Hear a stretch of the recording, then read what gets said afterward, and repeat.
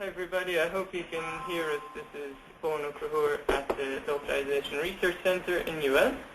And we're going to take questions as you go along in the GoToMeeting chat window. Except for that, I'm going to hand you straight over to Ryan Harris.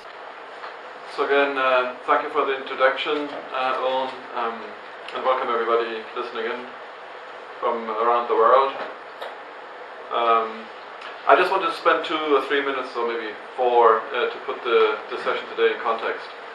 In the context of the next generation localization research track of the CNGL.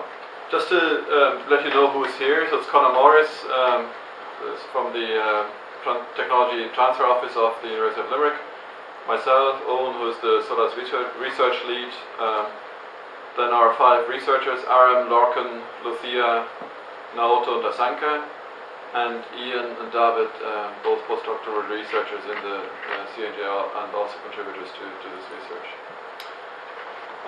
Following the review last year of the CNGL, we received some comments from the evaluators who helped us to reshape our research for the last year and for the remainder of the first round of CNGL.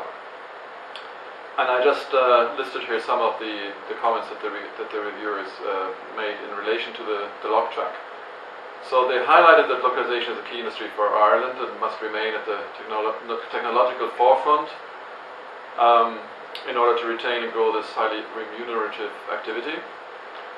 They see flexible architectures like Solas as a key to the future innovative technology frameworks, and they recommended that we should put more effort into building this technology framework by hiring additional programmers and allocate more budget to the effort. They also felt that the LOC's success in the community-driven area was impressive and saw it as a compelling vision statement for marketing CNGL to the industry in the world. And those statements and that view by the reviewers is backed up by industry representatives that attended our think tank meeting last year and also the LRC's Industrial Advisory Board. So that led to a refocusing or maybe focusing of our vision. Last year we spent some time doing that. And we decided that we were going to focus on empowering the community and social localization efforts by driving the most significant growth opportunity for the industry, which is the quote from the reviewers. And we were going to do that by producing world-leading research in localization content analysis, evaluating localization component technologies and producing prototypes of those, and by developing a service-oriented localization architecture solution in collaboration, obviously, with our partners in the CNGL and beyond, and in collaboration with user communities in enterprise localization. And the last point there is that we are also closely working, obviously, with the Rosetta Foundation, which has now 1,800 volunteers, and at which you could look as an extension to our research activity. The goals then into which we translated the vision and mission statements are to provide content authors with feedback, and content authors, we include user-generated content, and we will hear more about that in a few minutes. We wanted to assess and evaluate component technologies for Solas and also demonstrating the suitability and adaptability of requirements for those components. Develop the actual Solas architecture itself, to use it as a test bed and a demonstrator for this distributed architecture, and integrate CNGL third-party and open source components into Solas. And we did this over the last months. The next step then is to establish an open source Solas code repository, and we have started to do that with based on an IDF that has already gone through, which we now call Solas Match. And once the option period is expired, we intend to do something similar with the current IDFs. We want to build large and significant developer and user communities around this effort to gain more traction, because that's where we see the value in take-up and usage of our research output. We are very focused on demonstrating the value and the impact of our research by engaging actively with users and conducting trials. We are hiring additional programming resources, and we have not managed to work with the CNGL towards the reallocation of budgets to support the targeted Solas demonstrator development effort yet. So that was my short introduction, and I'm going to hand you over now to Owen, who is going to give you an overview of the session today and also introduce the individual presenters. So just to give you more of an overview of what we're going to cover today with each of the 5 researchers who have 5 invention disclosures that we cover. So really it's an overview today of licensable technologies that UL as an organisation has on offer. And it's really an opportunity to perhaps for you to engage with the specific researchers or indeed with the TTO directly. Just a bit of housekeeping for this. David is taking care of any text questions coming through in the chat window, so he can interrupt us if questions come in. But as each of the 5 researchers presents, we'll take your questions. You can just type it in during their presentation, and if there's any questions at the end already, David will let us know and we'll cover them quickly. But if there's some more discussion, I think it would be better for you really to get in touch with that researcher directly or with any of us here. So our view, what's really driving our research, and Reinhard has really covered this, we see really there's a shift affecting the localization world, and it's all about the user, that little guy.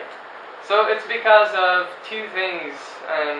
First is the masses of user-generated content that firstly no one organization or corporation can control.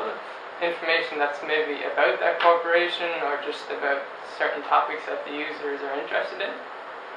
And the second is that the users, the people, they're choosing what content they want to consume, what content they want to make available to others, and perhaps even what content they want to translate to localize into other languages. So how we got here, in April 2011 I think it was, we made an invention disclosure to UL, which in turn did it to CNGL's IP committee, and that was Solas Match, or Translation Exchange at the time. That was a certain piece of technology, but today we're covering a range of technologies which we label under the banner of Solas Productivity. So what you'll see here today is in-house technologies, but we've also done integrations with a couple of the other partner universities, and that's in progress.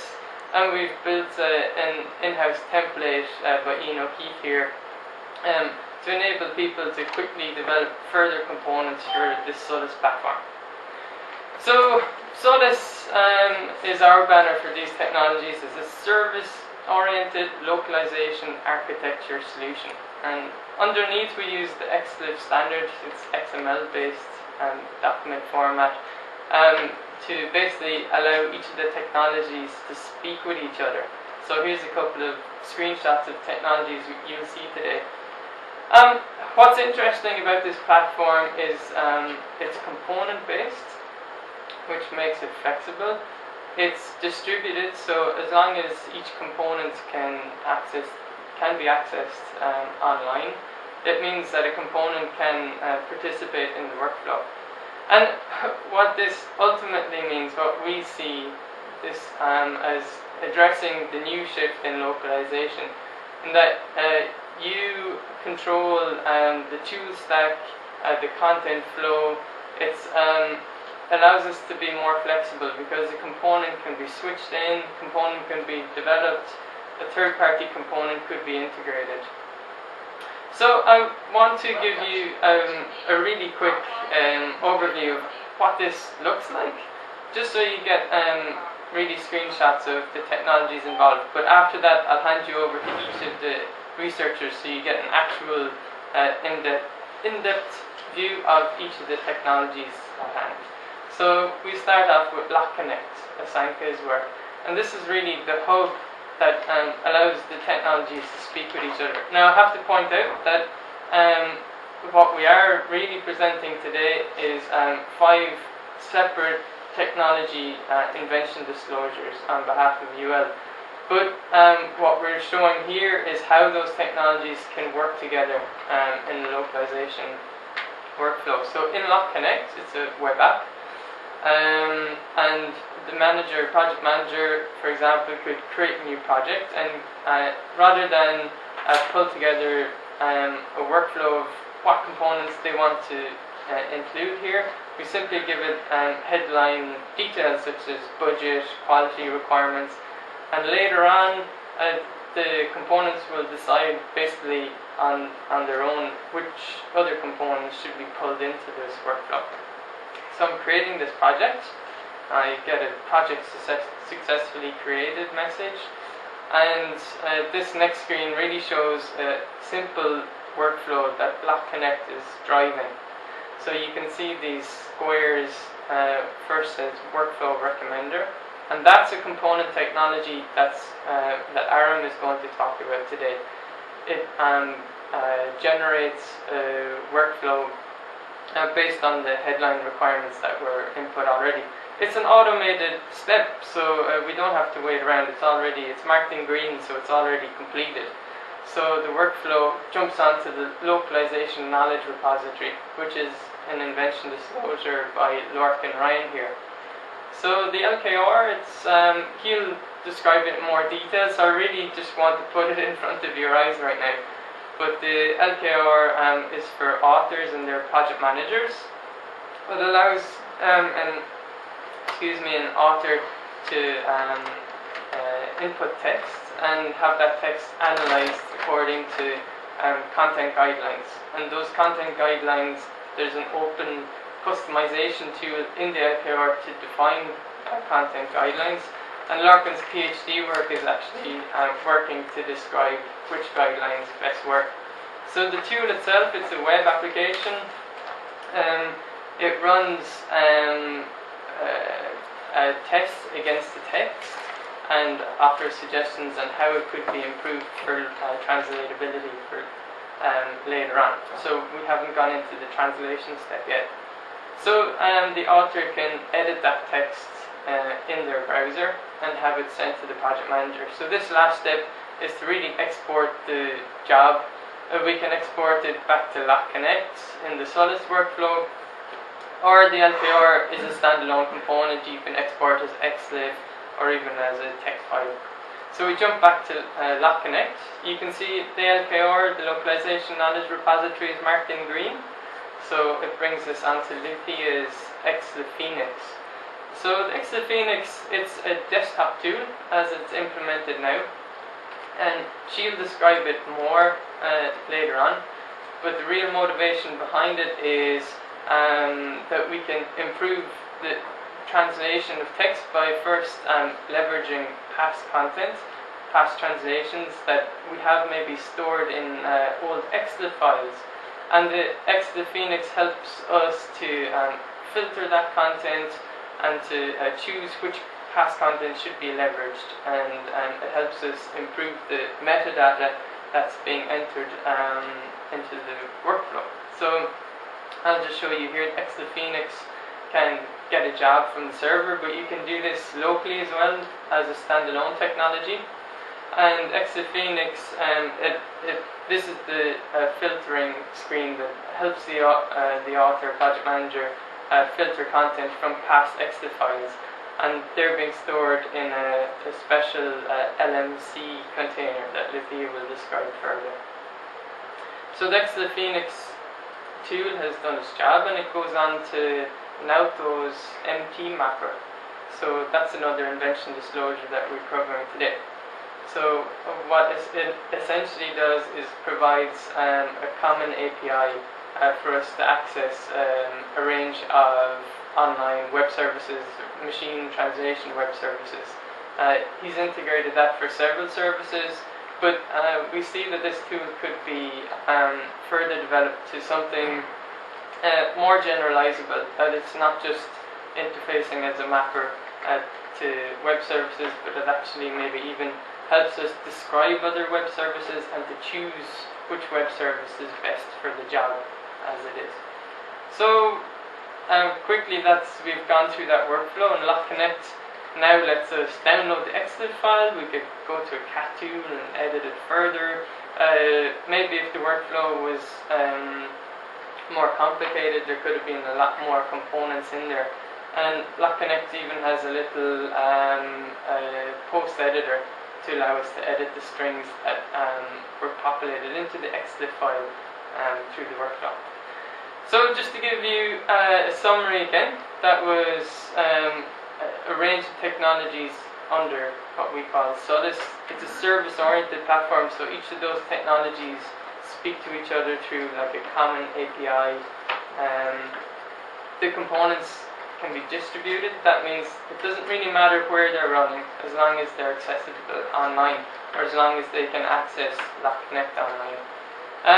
This means it's flexible. We can choose which components to include, which components maybe need to be developed or integrated, and that gives us control of the localization stack, rather than maybe relying on enterprise-based localization technology, which do an excellent job for what they're designed for.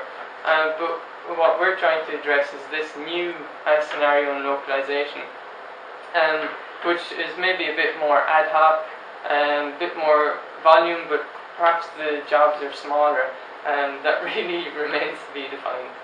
So, without further ado, this is the order of the actual 5 technologies that we're going to present.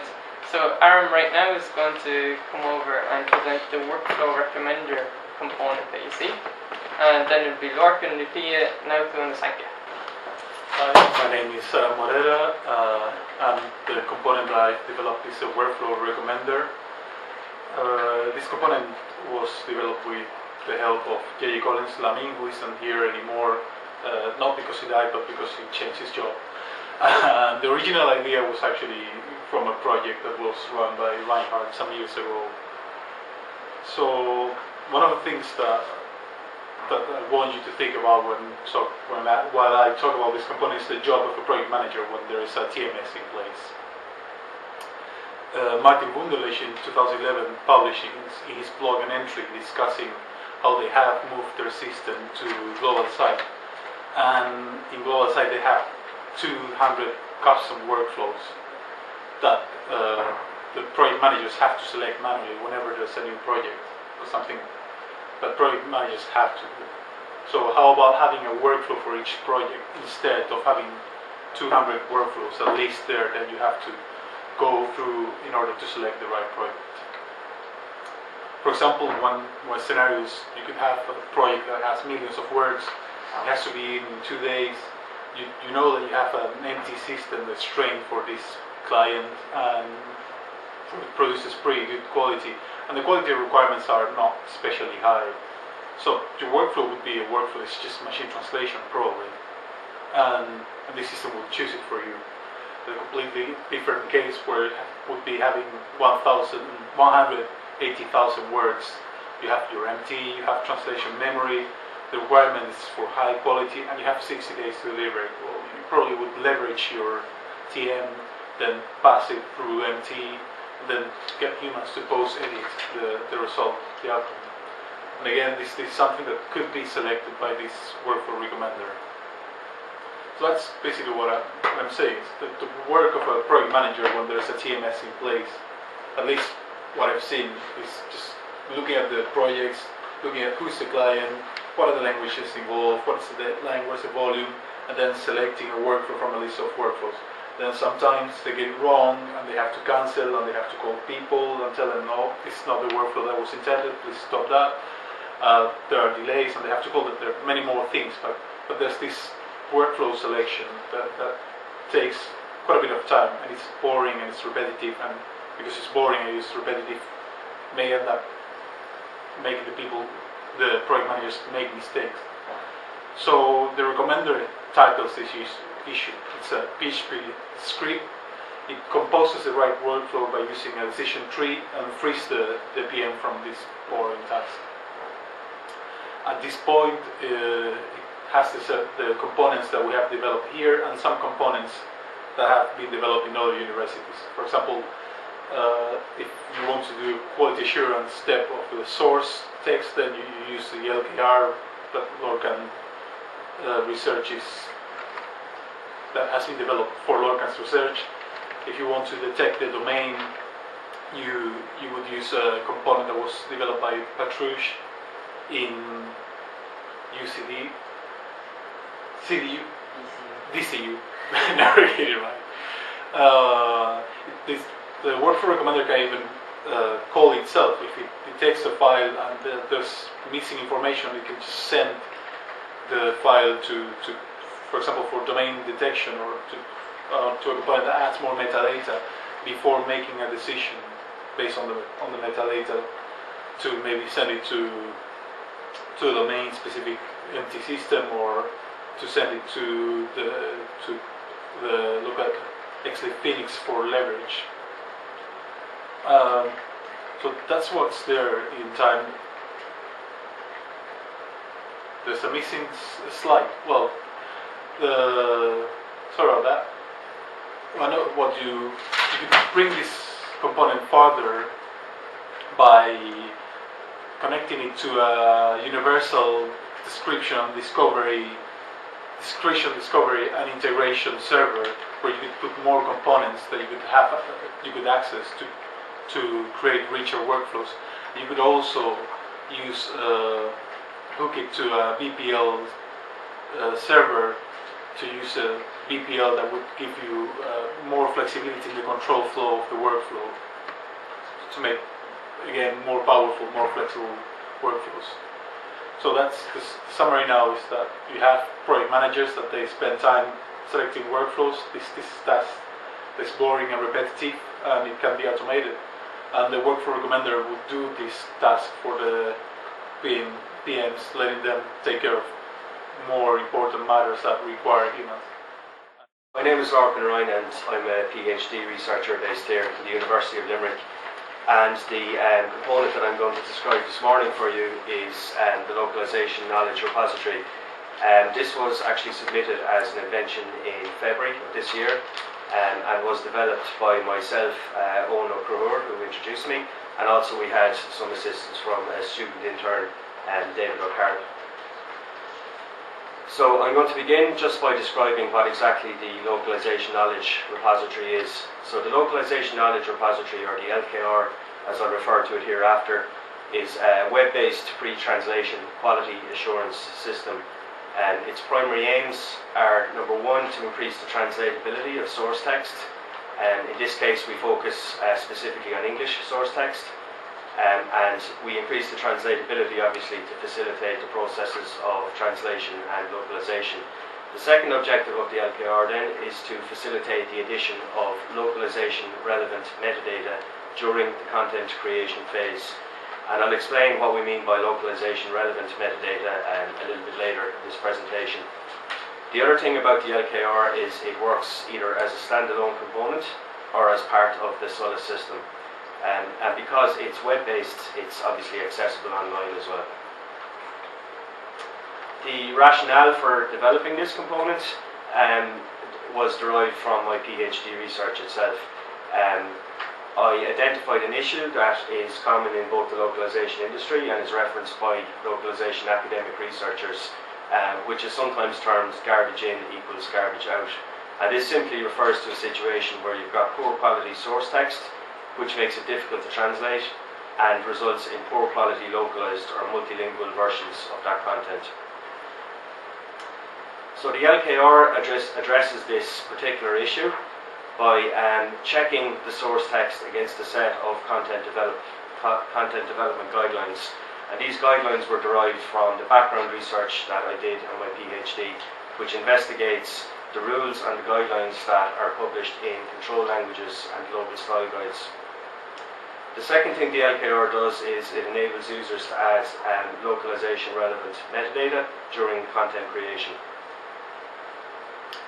So I have a number of screenshots in the following slides that are just going to describe how the system works. So the first thing we do with the LKR is we log into the system and we configure the actual settings. So we actually define which guidelines we want to check our source text against. We can select or deselect any of these guidelines that we wish to actually check the text against. And we also have bespoke settings as well, so we can actually customize the guidelines that we're going to look for. In this case, in the screenshot you're looking at now, we can actually define stop words.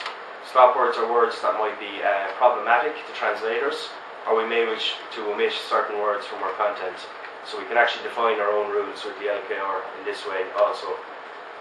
So basically any of these guidelines that we customize in the LKR, any of these guidelines that are violated in the contents that we check are going to create an error message for us, and we can actually rectify these issues in the content. So having configured the settings of the LKR, the next thing we do is we log in as an author and we actually upload a file to check. So as the author, when we log in initially, we add some basic information. So we add our name, our email address, domain of the content, and the company or the product name that's involved. And this is some of the metadata that's going to be stored in our project. The next step then is to actually upload the file, or to define the actual file that we want to check. So we can upload a number of different types of contents to the LKR. The first thing we can do is we can upload a file that's stored on our local machine. At the moment the LKR only supports text files and XLIFF files, but we hope to expand the file support in the future. So we can upload a text file from our local machine. We can also copy and paste text to the LKR as well. So if we have a small piece of content, for example an email, we can simply copy and paste the text directly to the LKR and we can check the content that way. And the third thing we can do is we can actually import a LocConnect job from the Solas system that Owen described initially. So once we've actually defined which content we want to check, the LKR automatically parses the content for us and it creates a string list. And the screenshot you're looking at the moment is a string list of the source text that we're going to check. You can see in the screenshot that there's 3 columns. The column on the left hand side is the original text, so we see that actually for context to see what was in the original file. The middle column is where we actually edit the content if we wish to rectify issues identified by the LKR, and the third column, the column on the right hand side of the screen, gives us comments and basically explains what guideline was actually violated after the content was checked. You can see in the screenshot that 2 of these actual strings have been highlighted as containing errors. The first one you can see at the very top of the string list is basically telling us to avoid use of the future tense. Okay? Because research has shown that the future tense can be somewhat problematic for translators to actually translate. So the comment on the right hand side tells us to avoid the use of the future tense, and it gives us a suggestion that we should speak in the present tense wherever possible. So as an author, I can actually go in, I can click on the column in the middle. So I can click here, I can click the reanalyze button, and then I can actually make the change. So for example, I can change this kennel will accommodate to this kennel accommodates, which will be the present tense. Once I've checked all the errors and issues in my source file, I can go on to finish the job and export the actual edited content.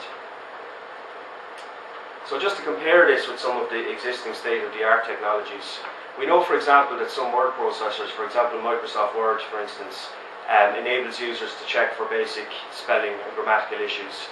We also have control language technologies that enable users to check for things like long sentences and other complex linguistic issues. However, while these technologies check for some lexical and syntactic issues, there are no open, flexible solutions that actually check for all of the linguistic and social cultural issues that we find in global style guides and also in control languages. So the LKR hopes to overcome this deficiency that's there at the moment. So when we have all of the checks done on our actual content itself, it's time to export the job. Now when we finished editing our source content, we can actually export it in the original file format.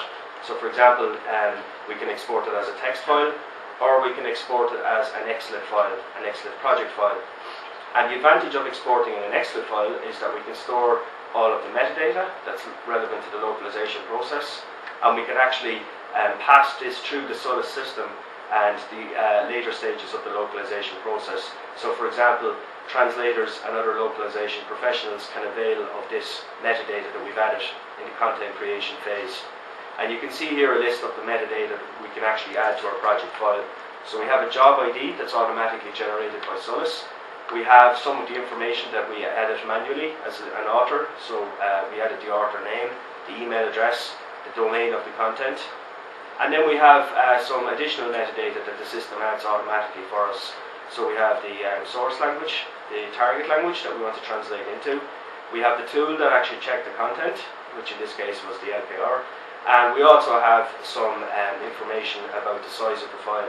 So for example, we have the word count, the segment count, and the character count. And information like this could be useful, for example, to localization project managers who want to have an idea of the size of the actual task or the size of the file that they need to translate. So to summarize the benefits of the LKR then is hopefully once we pass text through the LKR, we end up with text that's more usable and readable for both native speakers of the source language and non-native speakers. We also then have text that's more translatable for human translators or indeed MT systems. Finally then we have metadata added during the content creation phase, and we can reuse this throughout the localization process. So we don't have to add metadata a second time during translation. The unique points of the LKR, to summarise again, there are no open flexible solutions that check for all the linguistic and social cultural issues. There's no existing end-to-end technology that actually enables us to add metadata during content creation and then actually carries it through to the translators and other localization professionals. And finally, we use XLIFF in a unique way as well. So we use it as a project container for checking the source text, and again we store that localization relevant metadata as well as the original and the edited text. So that concludes the presentation, and if you have any questions, I'd be happy to answer them. The question from Johan is, which languages are supported by the content analysis module? Is third-party technology used for spell, grammar style checking, e.g. open source language tool, or have you created your own formalism? If the latter, how deep is your source analysis and how does it differ from language tool? I presume by the language it checks, he means the English is the source as opposed to a programming language. So English is the source text that's actually checked by the LKR at the moment. We don't currently support any other source languages, but we're open to in the future. So at the moment it's just English that we check. The second part of the question, we actually use our own technology to check for the issues that are in the source file. We are open to integrating with other language technologies, but we haven't actually done any integrations at the moment with third-party tools. So we use our own technology to actually check the text. And I think the third part of the question was in relation to how sophisticated or how deep is the actual linguistic checking we do. At the moment, it's pretty much in the prototype phase, so we do check for a number of issues, and they will be based on regular expressions that we check the text against. But at the moment, we have a limited set of issues that we check for. So we haven't gotten to the stage yet of advanced or sophisticated linguistic checking in terms of syntax and so on. But just to add to that, Lorcan, this is Johan again, from what I understand from the underlying technology, the architecture of the system, like an algorithm, a method could be defined for any one specific check. So anything that could be run through PHP presumably could interface with the LKR. Yeah, exactly. So the scope is there to add additional checks. Hello everybody, today I'm going to talk to you about XLIFF Phoenix. That was a tool that we developed here in UL, also with the help of Sean Mooney, Chris Sexton, and Initio Anastasio. So XLIFF Phoenix is a computer-assisted translation tool that was developed to leverage localization data and metadata from previous translations and that are kept in XLIFF files. So the main motivation was to introduce more metadata that is not traditionally presented to translators and using XLIFF as a main translation memory format. We have studied other data exchange formats and we've decided to use XLIFF because we can keep there the whole document and reuse more information for future process. The problem that we are addressing is that we want to obtain richer translation memories that we believe that is our thesis of our research that can improve the translation jobs during the localization process. And this is something that we are trying to prove through experiments that we are carrying out with translators. The problem, who has this problem? First of all, the translators that sometimes receive their translation memory suggestions without metadata, without information about their provenance, and also the current XLIFF specification, which doesn't have in the Altrans element, for example, and standardized ways to introduce that metadata. So the novelty and how we try to solve this problem. First of all, we decided to develop our own XML format that we call the localization memory container that is composed by previous localized XLIFF files. So that is our translation memory. And we want to reuse more data, metadata that are kept in that format. And as I said before, we believe, and that's what we are trying to study, is that more metadata can lead to a better localization. So the impact. First of all, we are trying to make an impact in the standard development. We are working and we are members of the XLIFF TC. We want to include the possibility of adding those metadata attributes and values in the new specification. So we are working in the wiki and also in the regular meetings that we are having to include this idea. And also, the second point is to make an awareness of the importance of metadata in the localization process in this area, in the field. And I'm going to show you some screenshots of the actual tool, how it works. So it can work as a standalone component or it can be integrated in the Solas platform. So the first thing that you have to do when you want to work with this leverage tool is to introduce the file that you want to enrich. So here we have this file, which is an XLIFF file that has only one translation unit. You see there that says Hello Symposium.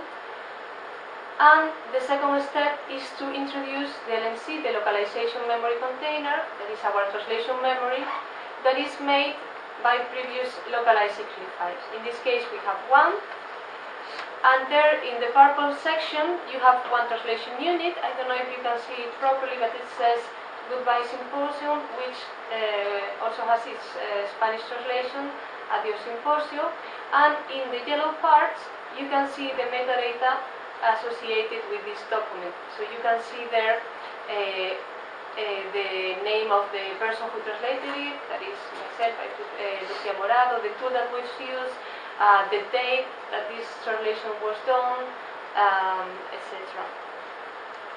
So now the tool has leveraged it has compared the two documents, and if it has found any coincidence, it's leveraged into a new file. That is the rich file, and I'm going to show you. And it's all the information is kept in the Altrans. The Altrans is the element in XLIFF where you can introduce translation suggestions. So in the purple part, you can see the information that was introduced, and in the yellow part, you can see all the metadata that is associated with it. You can see there the information about the translator, about when was done, the date, the tool that was used, etc. And finally, I'm going to show you how this file will look into a commercial XLIFF editor. I'm going to show you Swordfish that is not related to XLIFF Phoenix. It's just a translation tool. And here you can see in the red part that is the user interface where the translator can introduce the translation. In the purple part you can see the translation suggestion. You can see there goodbye symposium and also the percentage of match. And in the yellow part you can see all the metadata. So the translator, when he will be working, he can have access to that provenance method. And that's all. Thank you very much. My name is Naoto Initio. My presentation is about automated optimal MT selection supporting XLIFF. This invention is owned by Naoto, myself, and Ian, Dr. Ian O'Keefe, J.J. Collins, and Reinhard Scheller.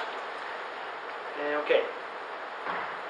So current problem in the industry, say, MT integration to a localization workflow is difficult, and it requires professional support. For example, there are many different descriptions of APIs. And then once you get the translation back from MT services, now, before getting back, say, typing in source text and then locate the result and copy and paste, use of the translation result is filled with manual operation. For example, this is existing services on the internet. This is called I Am Translator. So you typed in hello world in this window and then select the language combination and then press translate. Then you get the translation back. And then you need to select the one you like and then copy and paste to your workspace, work area. So there is lots of manual operation involved. So what is the invention of this MT mapper is, first, provide a unified interface for online MTs. So currently, this is connected to Microsoft Bing and Yahoo Babelfish, but this can be, extended to any number of MT services as long as they provide API. And then use of XLIFF standard. What MT mapper does is populate alt-trans with relevant attributes and translation. And then this development supports the vision of CNGL. So easily accessible language resources for cost-effective and time-effective localization process.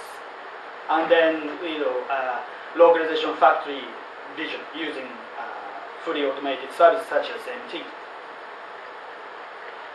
And this next slide is the user interface of MT Mapper. MT Mapper works as a standalone component on your desktop, or through API calls.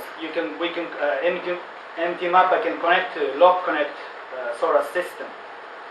So periodically calling LocConnect, and once there is a job, and download the XLIFF file and start processing. Or you can upload your XLIFF file to the MT mapper, and then you can browse the result on the browser, or you can download as the XLIFF file.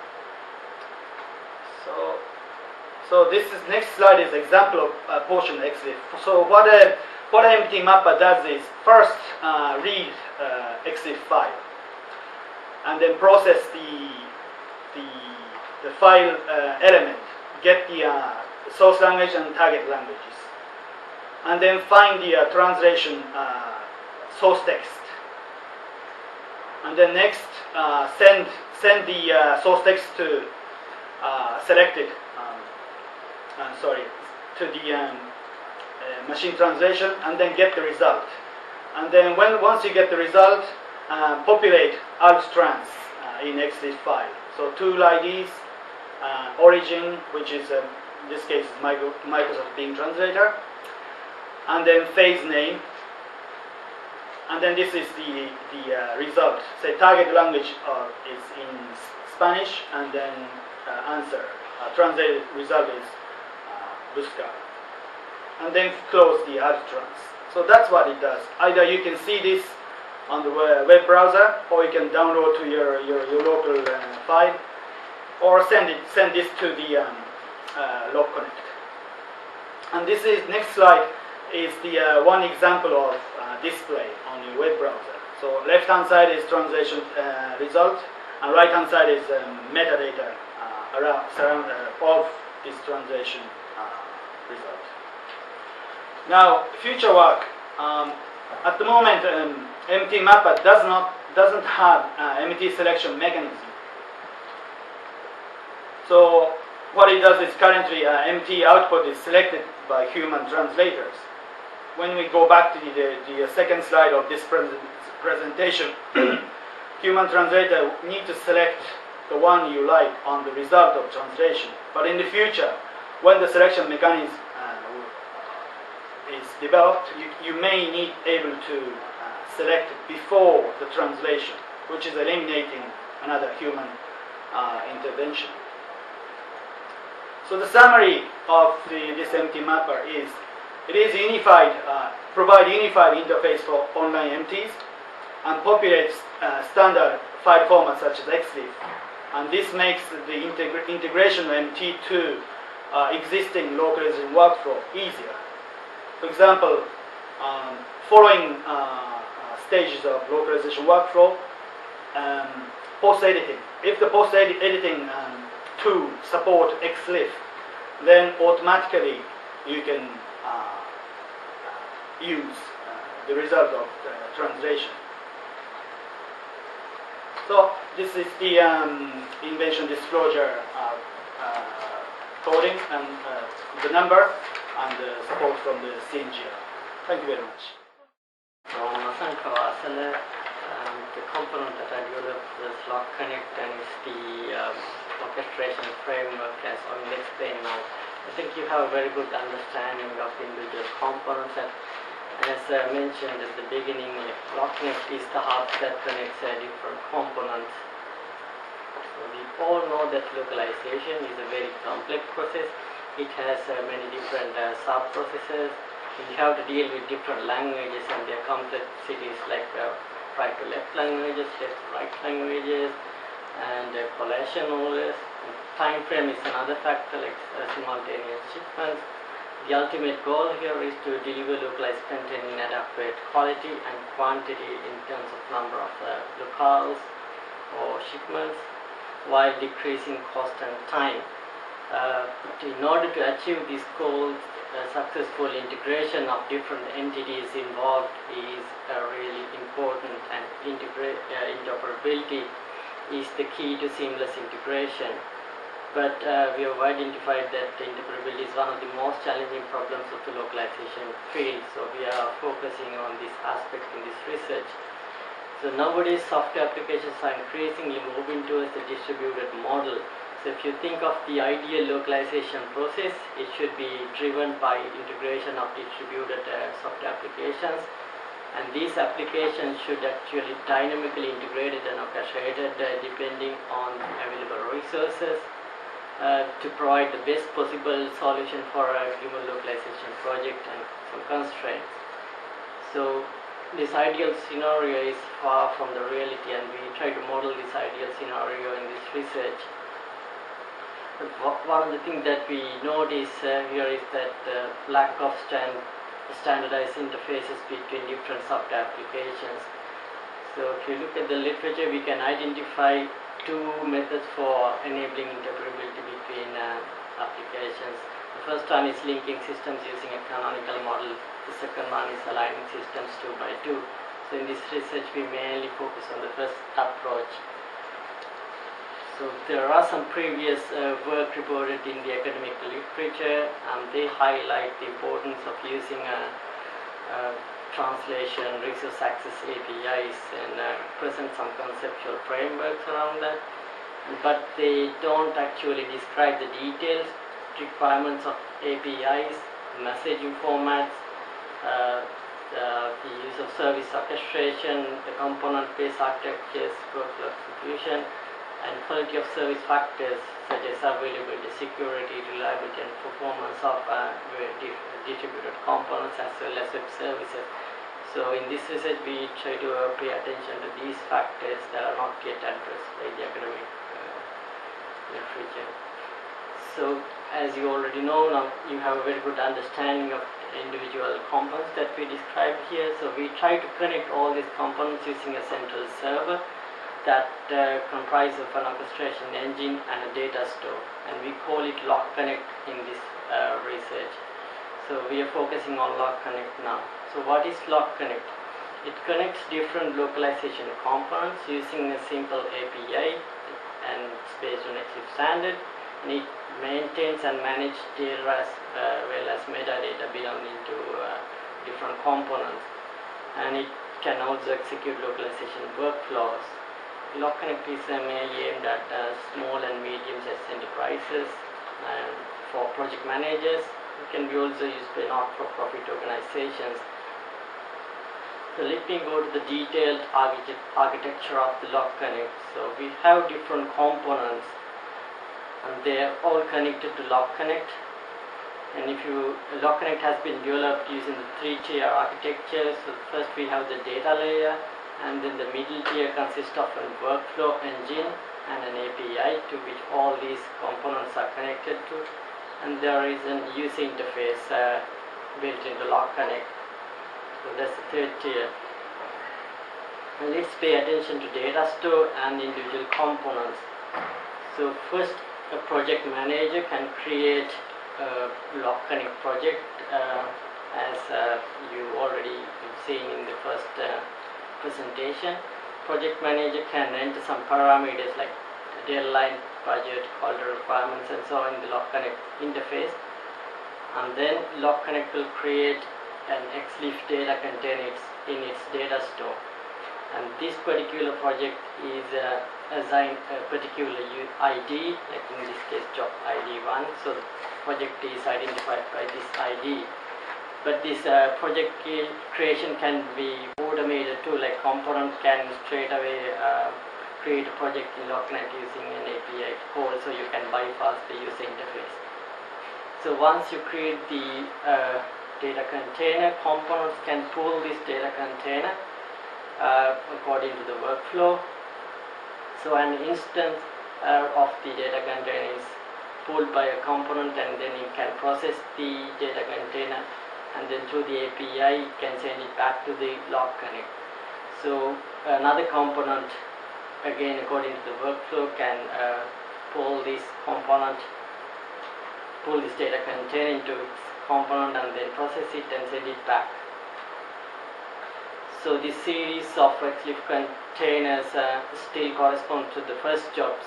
Similarly, you can have several jobs created in the LocConnect. That's the architecture in detail. But all these communications happens in the background, and user will only see the user interface of LocConnect.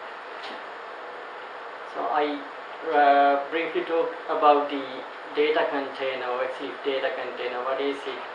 So we define the data container based on XLIFF standard. XLIFF is the main localization data exchange standard. So here we defined the structure of this container, like how we can store the original file in this data container, how we can store various project metadata that are not already defined by the XLIFF standard, and also the workflow information, how we can store it in the XLIFF data container itself, various assets like reference to external translation memories, and so on, and then your XLIFF data. So the features of LocConnect includes a common data layer that's based on XLIFF and its simple API. It has the workflow engine. At this moment it's very primitive workflow engine. It has the live user interface where actually the project manager can track the progress of a workflow and all the status, so intermediate outputs as well as metadata. and then it has a built-in post-editing component, so it can be used as an online XLIFF editor. The main purpose here is to post-edit the content, and there is a component simulator. This becomes handy for when you're developing components to simulate your API calls.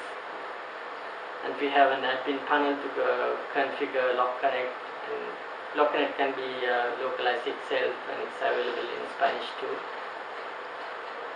And these are some use cases, like LocConnect can be just used as a cloud-based XLIFF storage, as the central data repository, so you can maintain your backups easily if you want.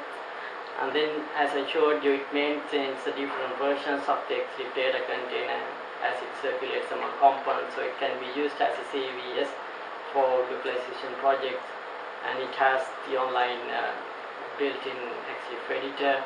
You can access it via intranet or internet, like you can set it up in your intranet, and then maybe you can use it as a hub or gateway for external components as well. So there are some limitations of the LocConnect. As I mentioned, this is a research prototypes, but we have identified various issues of the current API. It lacks some functions like deleting an existing project.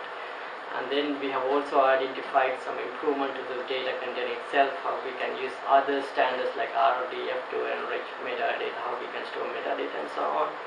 And various data security concerns like how we can implement secure channels between components and this server, LocConnect server. Optimizations that need to be performed in LocConnect, programmable changes to optimize the algorithms and so on. We have also identified various interoperability issues related to XLIFF as well. In summary, so we have developed a novel framework to address interoperability issues between localization components, and the novelty here is that we use the XLIFF standard as the main messaging format in this software-oriented architecture, and we have defined a common XLIFF-based data store, the simple RESTful API. So it has also helped to identify various metadata and infrastructure services that's required for linking distributed applications. And as I already mentioned, it has been helpful in identifying issues that need to be addressed if we are to further develop it as a commercial grade application. It's a well-documented platform for future research.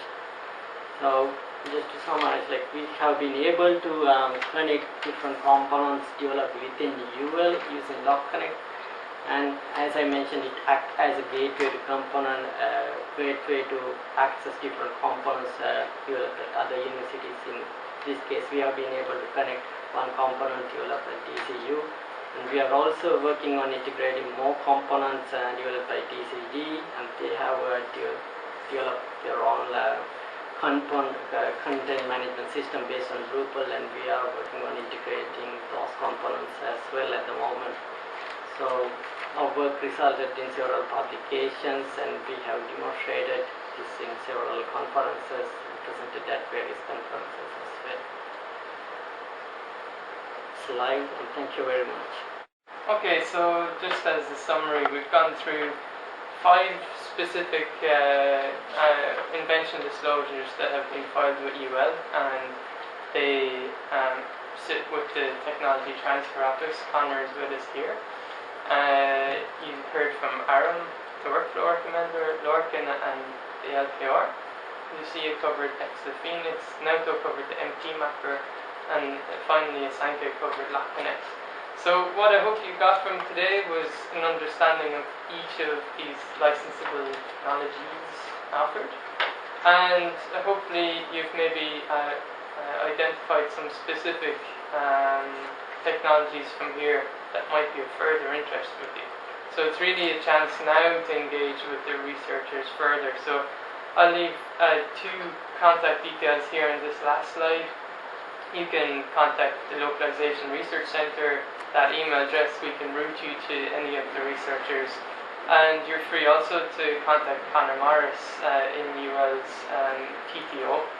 So we're going to finish off the webinar